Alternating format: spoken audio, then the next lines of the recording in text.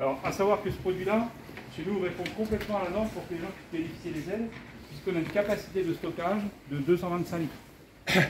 Donc, si vous entendez parler peut-être de chaudière à granulés instantané ou semi-instantané ou accumulé, on est dans du semi-accumulé ici, puisqu'on a 225 litres. Hein. On n'est pas sur un stylo qui peut tenir toute l'année de chauffe.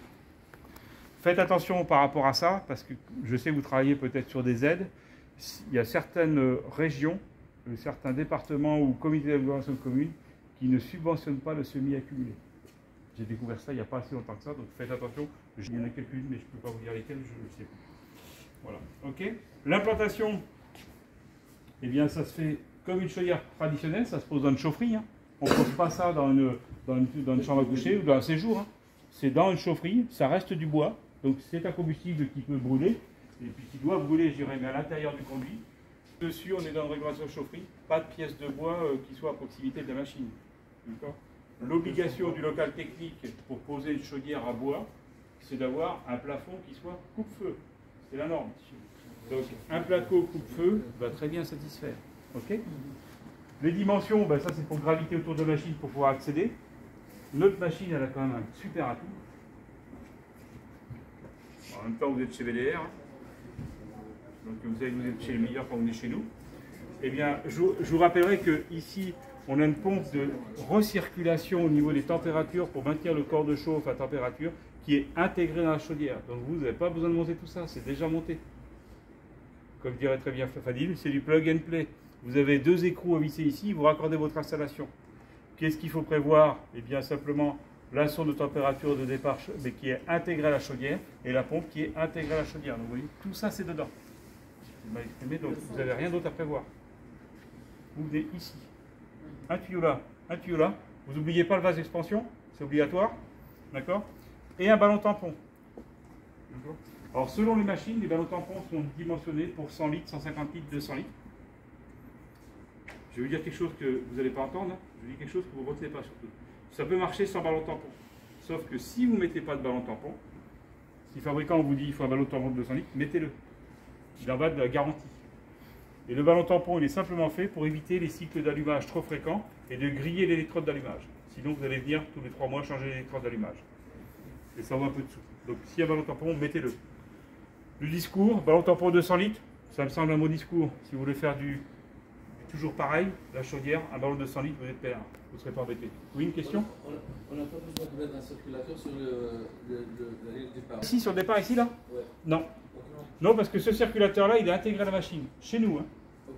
D'accord? Peut-être pas chez tous les fabricants. Le circulateur de haute température, nous, il est intégré. Donc, vous n'avez pas besoin de le rajouter. Il y a un circulateur, de toute façon. Là, ici? Côté, oui. Ben, il y en a un là. Là, il faut en rajouter un. Ah, voilà. Voilà. Alors, sur le retour ou sur le départ, peu importe. On le met sur le retour. Pourquoi? Parce que quand on travaille avec du bois, on va être, des fois, il y a des températures de 80-85 degrés. Les presse-étoupes, les joints des circulateurs, ils vont avoir des contraintes thermiques qui vont faire que ça va un petit peu les endommager un peu plus vite. Donc on a plutôt l'habitude de les mettre sur le retour. Mais sur le départ, ça marche pareil. C'est un problème de température. Ok? Le vase expansion, règle facile, 10% du volume total de l'installation. Ne mettez pas un vase de 18 litres si vous aimez bien un ballon de 200 litres pour toute l'installation, ça ne va pas le faire. Donc vous avez 200 litres d'eau, vous avez encore 200 litres dans l'installation, 400 litres, ben vous mettez un vase d'expansion de 40 litres. Voilà, minimum. Vous n'allez pas trouver, vous mettez à 50 litres. Voilà. Ok. Je trouve que c'est bien. Ne pas oublier ventilation basse, ventilation haute. Dans le local où vous allez poser la chaudière, ça reste une chaufferie. Une chaufferie, il faut qu'elle soit ventilée. D'accord? Il faut de l'air pour qu'on puisse avoir du carburant, je dirais, enfin du comburant au niveau de la combustion pour la chaudière bois. Et puis il faut ventiler l'aération haute. Ça, c'est le réglementation chaufferie qui vous l'impose. Allez. C'est bon, tu avances? Qu'est-ce qu'on a d'autre ici? Carboxyl ambiance qu'on peut mettre pour piloter les circulateurs. Oui. Désolé, non, non. En semi-enterré, pour la ventilation, comment on fait? En semi-enterré, la ventilation, comment on fait? On fait une ventilation basse, on fait une ventilation haute. C'est ce que dit DTU. On pourrait dire, toi, le ciel t'aidera. Dans des termes, on pourrait dire, toi, le ciel t'aidera, ou dans des termes, il faut se débrouiller. Ventilation basse. Non, ventilation basse. Un tuyau. Vous redescendez un tuyau. Vous prenez en bas. En haut, vous descendez un tuyau. Il y avait 100 cm², c'est-à-dire qu'il faut que une ventilation de 1 mètre. Ah non, 100 cm², ça veut dire qu'il y a 100 cm². 1 cm², c'est 1 cm par 1 cm. Donc 10 par 10, ça fait 100. Attention, sans, c'est libre. D'accord, d'accord. Il faut que ce soit libre au niveau de tout l'espace. Alors les tuyaux, pour redescendre en bas, effectivement, ce que dit Jérôme, il a complètement raison, c'est-à-dire qu'on avait des chaufferies peut-être semi-enterrées comme ça. Le sol est là, la chaufferie ici. On faisait une ventilation basse ici, on redescend un tuyau pour le ramener en bas. Ouais. Si on ne peut pas faire autrement. Voilà, si on ne peut pas faire autrement, honnêtement, vous faites le trou dans le mur, à ras le sol, je dirais au plus bas possible, et vous ne faites pas le tuyau en bas, c'est pas grave. Hein. On va pas vous embêter. Là, sur le gaz. Ouais, sur du gaz, on va dire, voilà. Avant le bas, il y avait des hauteurs et tout. Là, c'est simplement pour qu'il y ait une amenée d'air pour le une ventilation. C'est tout, juste l'éclatement. Il n'y a pas de tuyau, il n'y a pas de tube. Hein? Ouais, non, là, au niveau de la chaudière, donc vous avez un départ qui va vers le ballon tampon, hein, ballon tampon de 200 litres, le retour qui vient ici connecter le ballon tampon, la soupape de sécurité, la mise à l'égout qui est ici, c'est toutes les évacuations qui vont se faire derrière.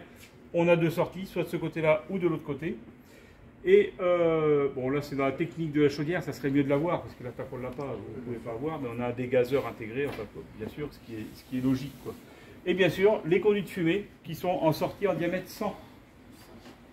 Alors, chaudière, bois, granulé, interdiction de sortir le tuyau de sang à travers le mur. Hein.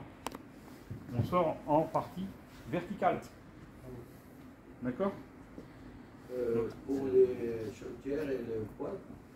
Chaudière à granulé, on dit. Chaudière granulée. Chaudière granulée, on n'a pas le droit de sortir dans le mur.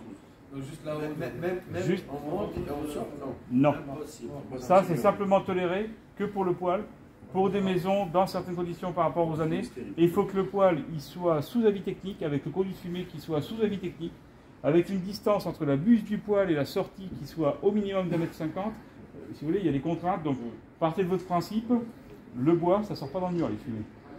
Vous savez, quand vous demandez à un enfant, dessine-moi une maison avec la cheminée qui fume, il vous fait la maison avec le toit comme ça, il fait la fumée qui est au-dessus, il ne la fait pas qui sort du mur. C'est un peu pareil. On peut utiliser l'ancien conduit. Donc on doit se raccorder. Hein? On doit se raccorder au conduit de cheminée existant. Vous pouvez vous raccorder au conduit de cheminée existant, vous pouvez faire un autre conduit de cheminée s'il n'est pas conforme. La fumisterie, c'est super compliqué, hein, honnêtement. On ne peut pas faire une sortie ventouse avec le. Si. Mais en vertical, pas en horizontal. Ah, d'accord.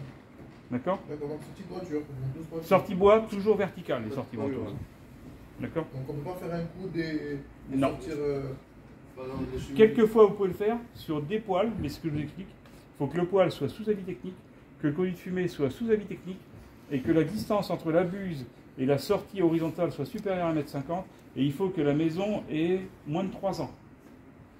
Voilà. Et il y a encore d'autres restrictions, c'est la distance par rapport au sol, on doit être supérieur à 2 mètres. Oui, c'est super contraignant, et vous ne pouvez pas déboucher en partie horizontale sur la voie publique. D'accord. Vous avez, contrairement au gaz, où on peut déboucher, je dirais, dans une rue, on met un déflecteur, le bois, c'est interdit. Donc, bannissez ça de votre vocabulaire, sortir horizontal, vous dites c'est interdit. D'après ce que j'ai compris, donc si le client